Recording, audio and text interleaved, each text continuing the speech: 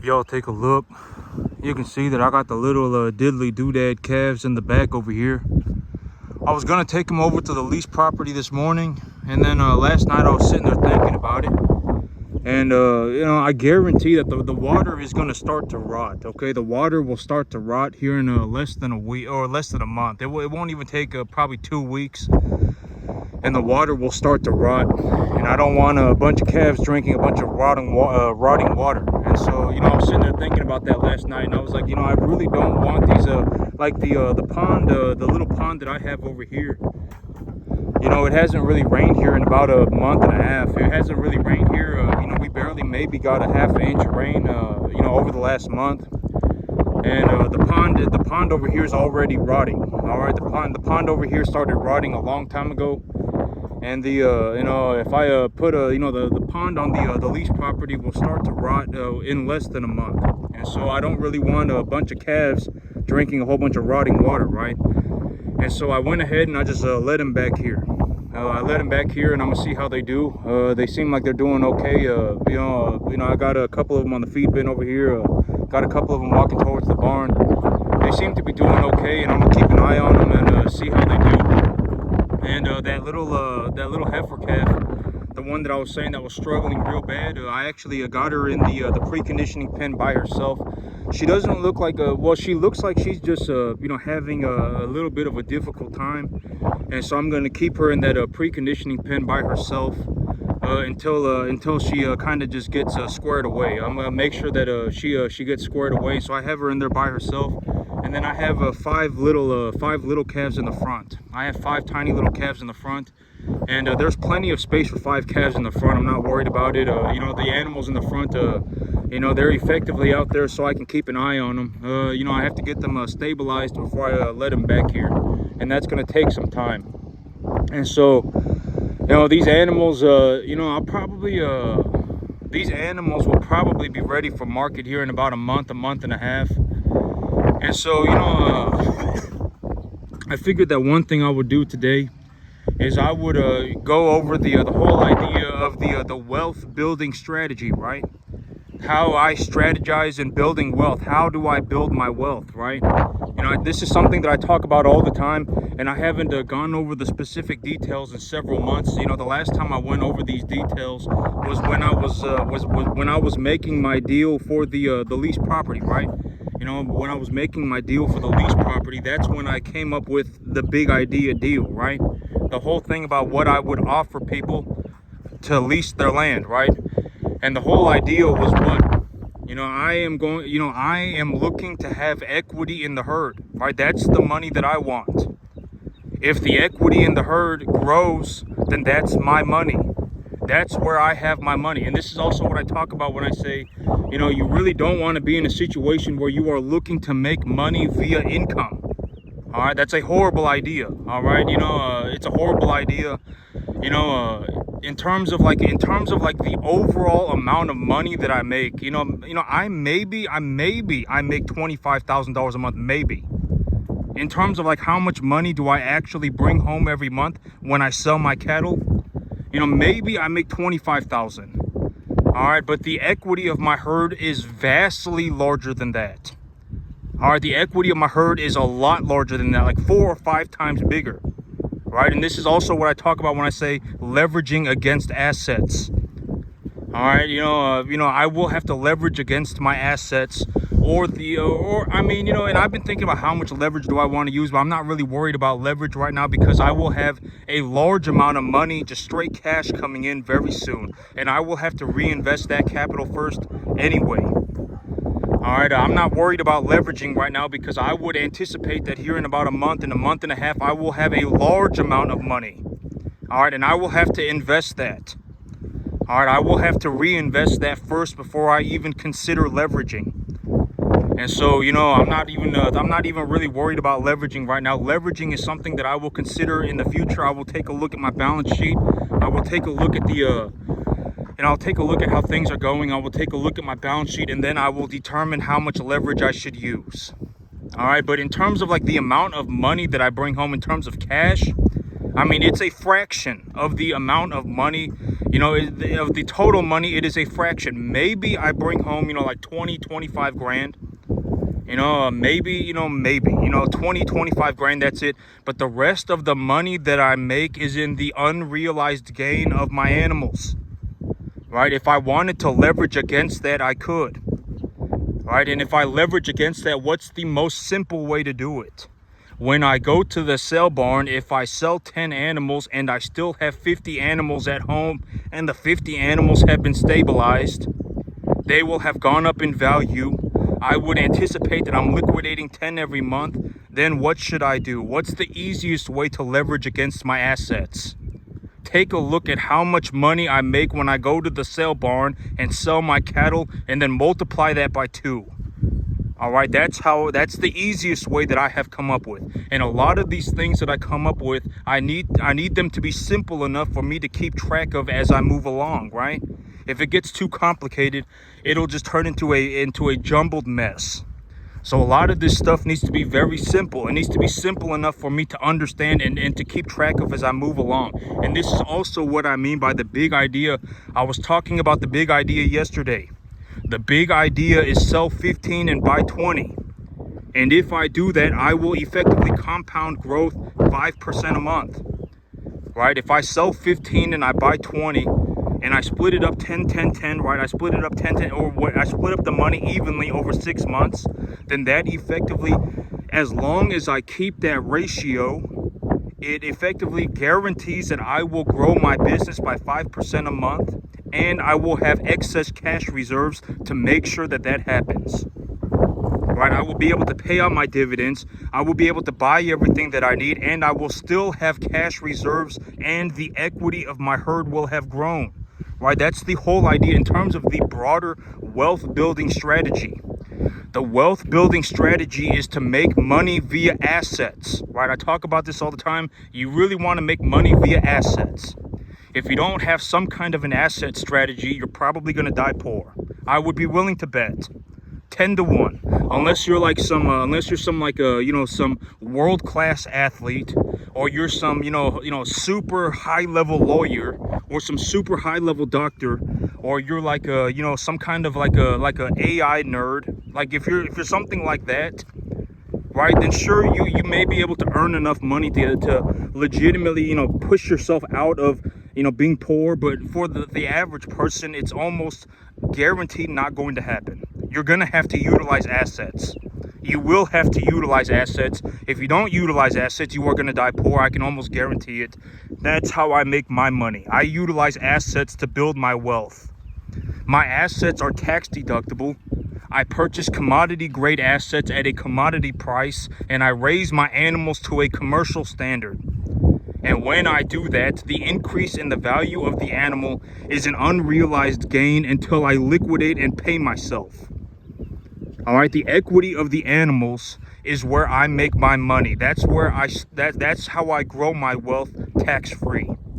My assets are tax deductible, and I have a pristine asset.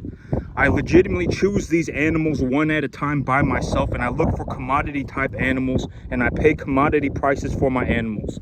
When you pay commodity prices, the big idea is that the commodity is worth its weight in gold, right? If you have 1 kilogram of gold, it will be worth more than half a kilogram of gold. If you have an 800-pound animal, it will be worth more than a 200-pound animal. That's the basis of the commodity market. If you have 2,000 pounds of corn, it will be worth more than 50 pounds of corn. Right? That's the basis of the commodity market. All right, that's where I make my money. All right, and in terms of the money, if I sell 15 and buy 20, if I effectively just keep that ratio, I just sell 15 and buy 20, and I just maintain that. It doesn't matter if I have 150 animals. It doesn't matter if I have 60 animals. It doesn't matter if I have 1,500 animals. As long as I maintain the 15 to 20 ratio, that will grow my business by 5% a month. And that will happen via straight capital reinvestment. I will just take the money that my business makes and put it back into my business. I won't be using any debt. when I use debt, I will tell you how much debt I use and why I have utilized that debt. I will say it when I do it. When I use debt, I will say it. All right, I will say I have taken a loan for this much money, and I'm going to use this much money. I will use this much money because because this is happening. I will tell you, I will give you the details when I use debt, but I'm not even thinking about using debt right now because I am up to the eyeballs in money. All right, I need to reinvest my capital first. I am up to the eyeballs in money. There is no reason for me to take debt. I'm already, positive cash flow drastically. All right, and if you take a look at my balance sheet, I mean, it's very obvious, right? Like, if you take a look at my balance sheet, do you think I'm making money, right? Do you think I'm making money? I would hope that you said yes. I am making a drastic sum of money.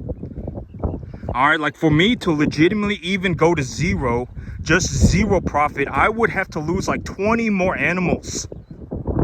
Right, I mean, my baseline is 50, right? And I have 15 animals ready for market in 2 months. Within 2 months, I will have 15 animals at 800 pounds. Just in the next 2 months, and then 2 months after that, I'll probably have another 15, and then 2 months after that, I'll probably have another 15, and then a month after that, I'll have 10, and then the month after that, I'll have 10, etc., etc. Right? I am going to reinvest my capital as I go. It's already becoming very difficult for me to just straight out reinvest only the capital. Right? Even just me reinvesting just the money that I make is becoming very difficult. I'm not even considering using loans right now. All right, I'm still up to the eyeballs in money. All right, I'm not even considering using loans yet.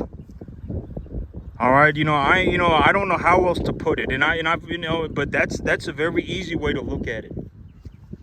As long as I maintain the 15 to 20 ratio, that will grow my business by 5% and produce a cash stockpile that will effectively ensure that the growth objectives are met. All right, as long as I do that, if I sell 15 and I buy 20, it will leave me with cash as well. It will have grown the size of my herd, and the cash can be utilized to pay out the dividend and to ensure that the growth objectives are met. All right, that's effectively the big idea. And when I do that, I guarantee that my business will grow by 5% a month. As long as that objective is met. Every time I sell 15 animals, I buy 20. I buy commodity type animals and I pay commodity prices for them. Granted that is met, that objective is met, I will grow my business by 5% a month. It's very easy to keep track of. Very easy to keep track of. Oh, I just sold 15 animals. My animals hit the scale at about 750 pounds. Let me go to the sale barn and let me buy 20. All right, let me take the money that I have and let me buy 20. And let me buy small animals, right? And if I buy small animals and I buy 20 of them, I will still have money left over, right? I can effectively guarantee that my business, the objectives of my business are met with the extra cash. All right, that's the big idea. All right, that is the big business plan. That's what I'm doing right now. And I would realistically anticipate that my animals, I'll probably have about 15 animals ready for market here in about maybe a month. And maybe 1 month, maybe a month and a half, something like that. I will have 15 animals ready for market here in about a month and a half, 1 month, something like that. And then I will spread the money out 10 10 10. Well, but next week I will have the new lease property bush hogged. I'll get it bush hogged next weekend. This coming weekend, I'll have the property bush hogged. It's Monday. And so, once the property is bush hogged, I can actually start taking some of the, maybe the little diddly doodad calves back here. But I'll have to see, because I guarantee that the pond water will start to rot. I can guarantee it. All right, pond water anywhere in this area, over the next month, pond water will effectively start to rot. And so, if the pond water rots, I'm not going to put a bunch of cattle out there because they're going to drink a bunch of rotting water and then they won't do very well, right? They'll get sick and they won't do very well. And so I'm not going to, unless I'll figure it out. But I'll get the property bush hogged this weekend. I'll get the property bush hogged this weekend. But that's the whole thing about the business plan, right? And, and I've spoken about the business plan when I first came up with the business plan. right? I was sitting there and I was thinking about what should I do? What should I offer? Right? What, what should the business plan be? And that was the business plan, right? For the lease property, I pay out a 10% dividend of my net profits. I take a look at how much money I make and I pay out 10%. That's what I pay for the land. All right, and and you have to, but there are a lot of properties out there where it's like you can lease these properties for like $50 an acre a year. All right, but I offer more. I offer more money, and I offer the unlimited growth idea, because as long as I continue to do well, right, I'm the guy running my business, and the person who's running the business is going to be the most important factor in what happens to the business, right? And as long as I continue to do well, the dividend will continue to go up. That's the big idea. The dividend will continue to go up. And the thing about me is that, honesty, whatever, honesty, some people, whatever, a lot of people, the old saying, you can't handle the truth. But when it comes to money, people really appreciate honesty. I'm telling you, me, I don't fiddle diddle with money. I don't mess around with money. All right, I'm very straightforward, honest about it. I pay out the 10% dividend. All right, I pay it out. It does, I pay out the 10% dividend. Okay, I don't fiddle diddly around with money. All right, I'm very honest about it. And so, but that's that. I take 10% of the net profits, and I pay that out for the land. That's what I pay. All right, and so and at the end of the day, why would I care about 10% of the net profits? I don't. Right, I don't. It's all the money, I wouldn't have made the money anyway if I wasn't using the land. That's why I pay out 10%. I take the amount of money that is net left over, right? If it's $10,000, I will pay out $1,000 for the dividend. If it's $20,000, I will pay out $2,000 for the dividend. All right, I take a look at how much money is left over, and then I pay out 10%. That's the big idea, all right? That's the big idea. That's how I pay for my land. All right, if you're looking, to get into lease property, that is the deal that I personally offer, right? That is legitimately what I do in real life. I pay out 10%. All right, I pay out 10% of my net profits. So I make the money and then I pay it out. All right, and that's the deal that I offer for the lease property. And the big idea for how, where is my money in the deal? Where is my money in the deal, right? Where is my money? My money is in the equity of the animals, right? I want to make my money by growing the size of my herd. That's where I make my money, right? If I have 50 animals, then and then I go to 100 animals, I will have more money with 100 animals than I would with 50. That's where my money in the deal is. And the old saying, pay yourself first, right? Pay yourself first. And so that's effectively what I do. I pay myself first, all right? I make sure that the growth objectives of my herd, I make sure that the growth objectives of my business are met. That is the number one priority. And what is that growth objective? When I sell 15, I buy 20. That expands the size of my herd by 5 animals. That is the main objective. I will have a cash stockpile even when I do that, and I can ensure that the growth objective is met by utilizing the cash when necessary. And as long as I do that, the size of my herd will grow. And if the size of my herd grows, that is my money in the deal. That is where my money in the deal is. Very simple, right? I can keep track of this stuff as I go. Nothing is too complicated. All right, if I want to use leverage and I want to leverage against my balance sheet, almost all the time, the way that I will do it is just take a look at how much money when I go to the sale barn and just multiply it by 2. Very easy to keep track of. Oh, I just sold 15 animals and my animals hit the scale at 750 pounds. Let me see if I can go and find, a set of 250-pound animals. 200-pound animals, right? Very easy to keep track of. It's not complicated. It's very easy to keep track of, and this is something that I can effectively do, just at any time, right?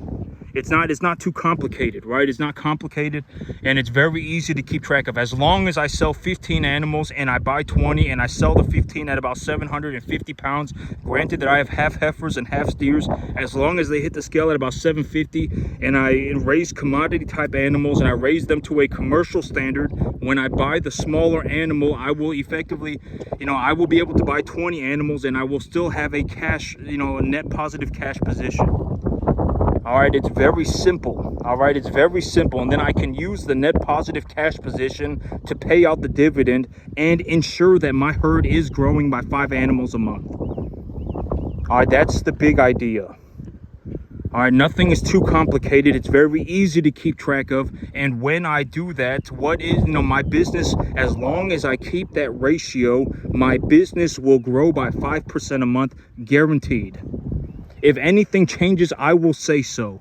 There is a very realistic possibility that I do a little bit better than that if I include leverage, but I'm not even thinking about taking leverage right now because the amount I'm already producing an excessive amount of money. I'm still having difficulty reinvesting just the capital that I make.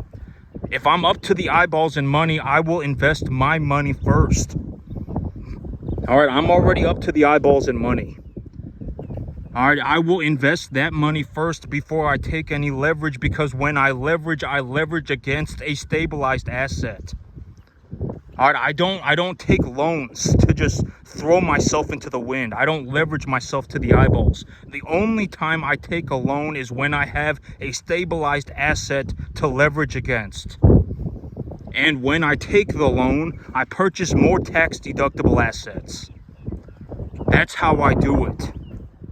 All right, I purchase more cattle with it. I purchase more cattle feed with it. I purchase fertilizer with it. Maybe I purchase land with it. Something like that. All right, I don't leverage myself to the eyeballs to go on a magical journey. All right, when I take leverage, if I take leverage, I will tell you when I do so, if I do so. But I don't really have a need to take any leverage right now, simply because I am up to the eyeballs in money. Until I reinvest all of my capital first, I will not be taking any leverage, because why would I? Right? I have my capital. I still have the money that I have. Why would I take a loan? I would rather reinvest my money first, right? And at the end of the day, the equity of the herd is the money that I am looking to obtain. I am looking to grow the size of my herd, okay? And when I grow the size of my herd, that is how I make money. That's my money in the deal, and that is the primary objective for the effectively the monthly cash flow. In terms of the amount of, in terms of what do I do with the money that I make, that's the big objective. Grow my herd. That's my money in the deal. When I grow the size of my herd and then I grow the size of my animal, I am able to grow my wealth tax-free, right? Because the money is being accumulated via an unrealized gain, right? I don't pay taxes until I pay myself. And realistically, if I take the money that I make and I purchase more tax deductible assets with it, then I don't owe any taxes. Legally, I do not owe any taxes, but I may end up in a situation where I just have to pay taxes simply because the amount of money that I make will be so large. I may not be able to even reinvest all of the capital that I make. This is, and I've been talking about, this is legitimately one of the biggest problems that I am having right now, is that the amount of money that I am making is effectively so large that it is actually becoming difficult for me to reinvest even that. All right, and if I don't reinvest all of my, if I do not reinvest all of my capital, why would I take a loan?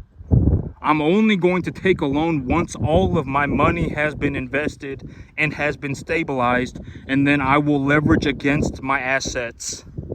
That's the only time I take a loan, right? And so, it's gonna take me, I'm gonna have to take a look at it.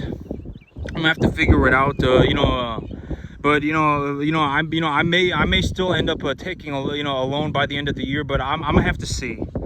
I'm gonna have to see. Here in about a month. I'll actually once the lease property gets squared away, I'll probably start and then I'm still gonna have to wait a month anyway, because I can almost guarantee that the pond water will rot. Okay. all the ponds in the area will start to rot. You know, mine's already starting to rot. The pond water's starting to rot. And so, you know, I may not be able to even grow my herd simply because of the weather for the next month and a half. I may not be able to, simply because the weather is going to be the weather's not going to be what it needs to be for me to grow the size of my herd. And so, but I'll have to see. But if I take leverage, I will tell you that I did so, and I will tell you how much I took a loan for. But I can almost I would be willing to bet that even right now, the amount of money that I'm making is I will already have a difficult time just reinvesting that money. It will be very difficult. All right, I can almost guarantee it. All right, I'm already having a difficult time just reinvesting the money that I'm making. But that's the big idea, okay? That's the big idea. And another way to look at it is the herd, the equity of the herd. That's my money, right? And then the cash pile that is left over, the cash that is left over after I've grown the size of my herd. That's the income. That's the income. And at the end of the day, I want to take that number to zero, maybe even negative. I may even be able to take it negative. But I want to take that income number to zero. And how would I do that? I would buy things for my business. Like I would buy more cattle. I would buy more cattle feed, stuff like that. Buy more fertilizer, maybe buy a piece of equipment. But that's the income, right? The equity gain in the herd is a tax deductible asset.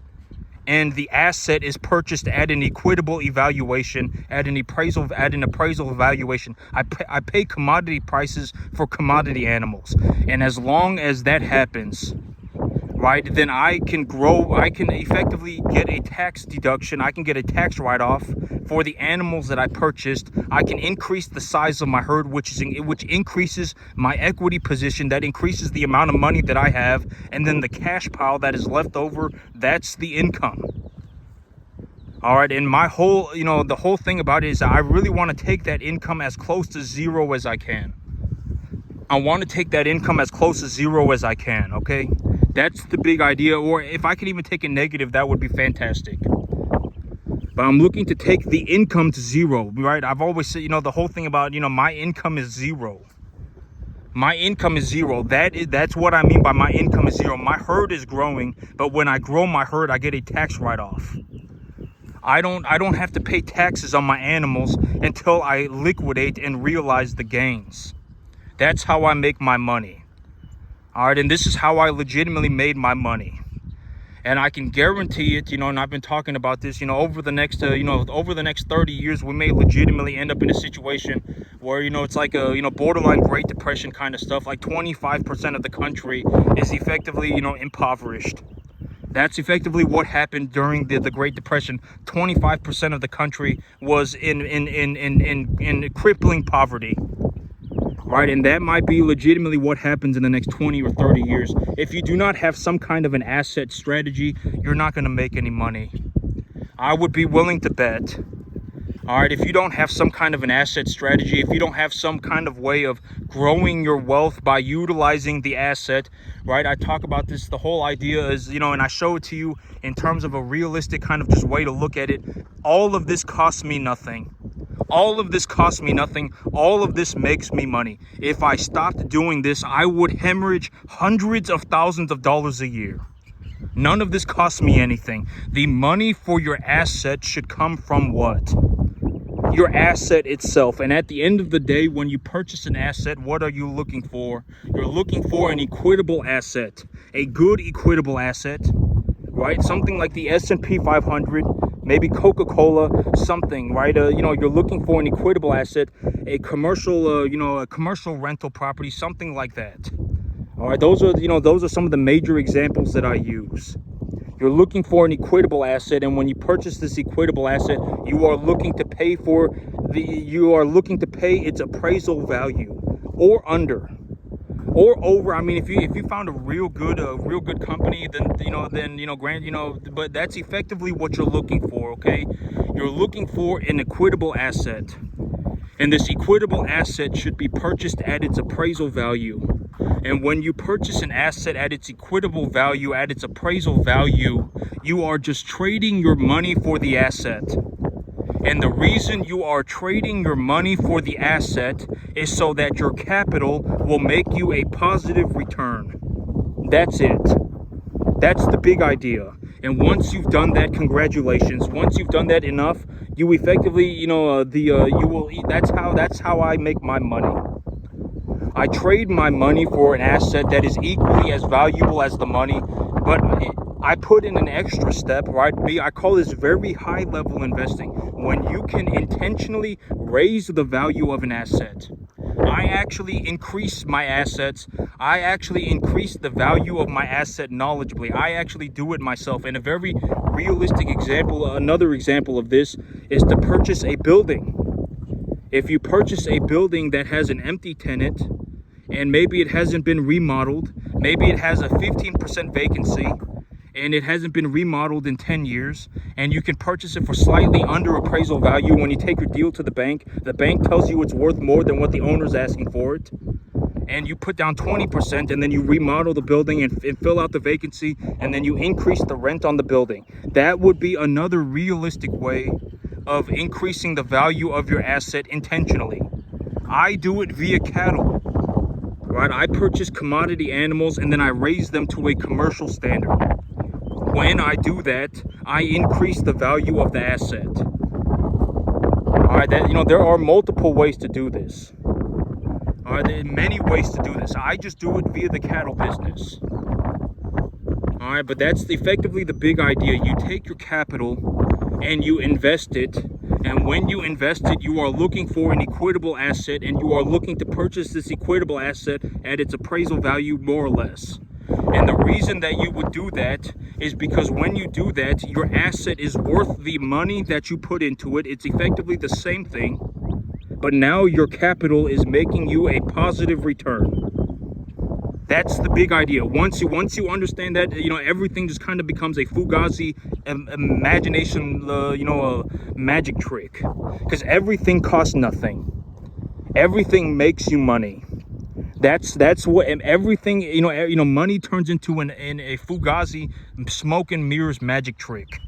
Money is kind of an illusion. Once you understand that, everything costs nothing. Everything makes you money. Everything does. The land makes me money. The cattle makes me money. The equipment makes me money. Everything costs me nothing. That's the big idea. Once you understand that, money becomes an illusion. Money becomes like a smoke and mirrors magic trick. Nothing costs anything. Everything costs nothing. The land costs me nothing. The cattle cost me nothing. The equipment, it costs me nothing. Everything costs me nothing. Everything makes me money, a lot of money. All right, and once you understand that, money becomes an illusion. Money is like this smoke and mirrors magic trick. It's borderline negligible. It doesn't even matter.